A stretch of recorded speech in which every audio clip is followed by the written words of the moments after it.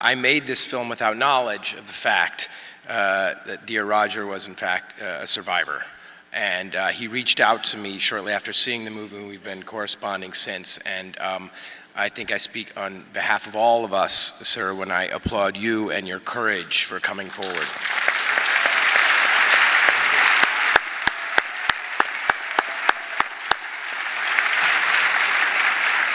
You can try to play it off, but it is exactly that courage which is, in fact, changing the world and letting other people know it's safe to come forward, not just in terms of clerical abuse, but all forms of sexual abuse across the spectrum. So thank you for that.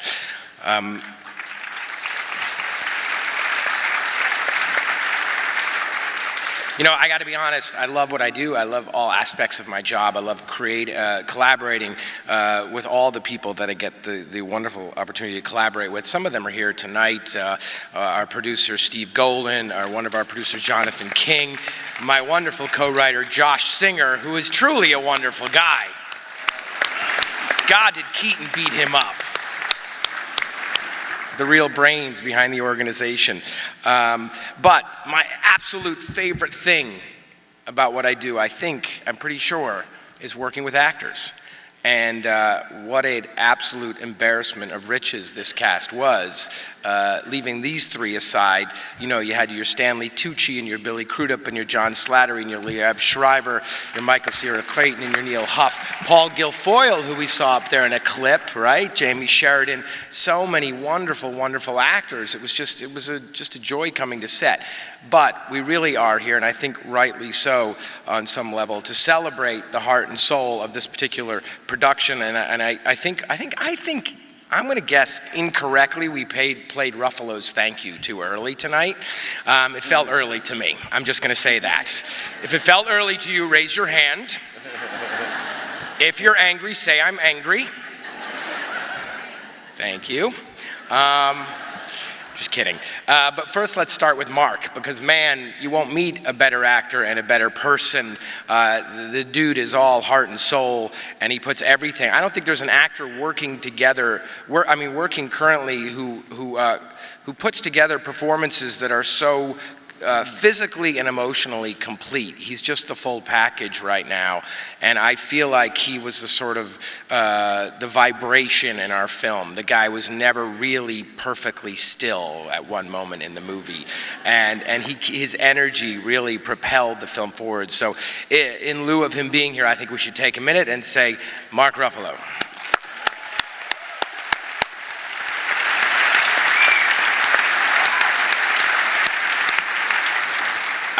And now, with these two fine actors I so enjoyed sitting there and watching those clips and seeing them and realizing how long we've all had the good fortune of watching their work. And man, it is just a cool job, isn't it? It's just a cool job. And I think, you know, starting with Rachel, every film needs a heart.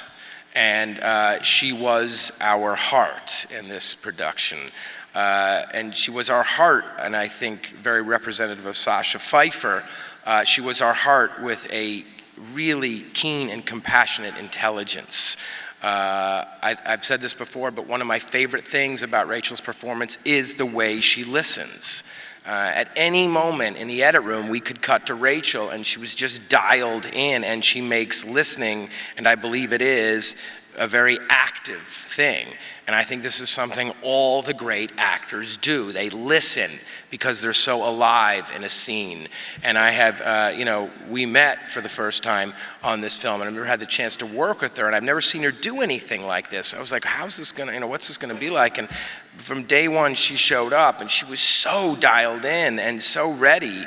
It was just an absolute pleasure to work with her. So Rachel McAdams, get over here and get your American Riviera Award.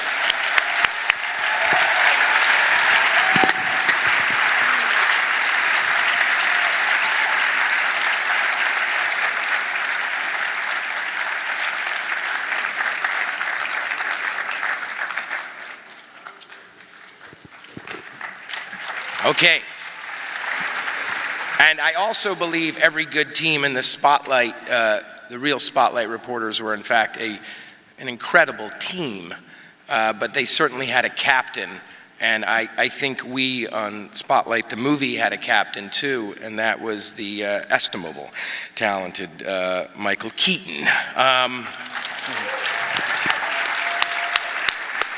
I mean, you know, I grew up watching Michael, and Michael reached out to me after one of my films. I think it was The Visitor. I'm not sure. It might have been Station Agent.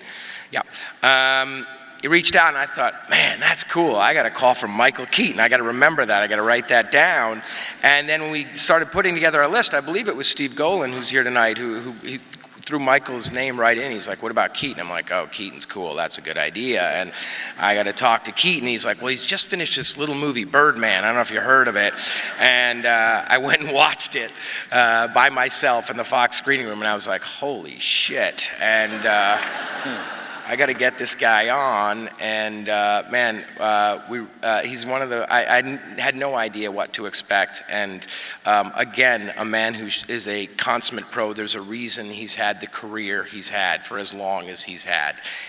He's a consummate pro, but he's also absolutely 100% unpredictable at every single moment, and I think you've witnessed some of that tonight.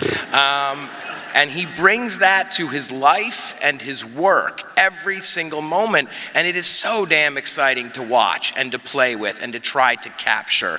And I feel very lucky to have had that opportunity. All that said, he's just a hell of a lot of fun to spend time with.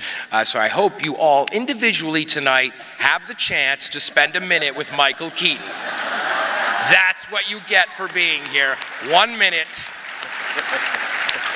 He's not going home until he gets a selfie with each of you. Ladies and gentlemen, Michael Keaton.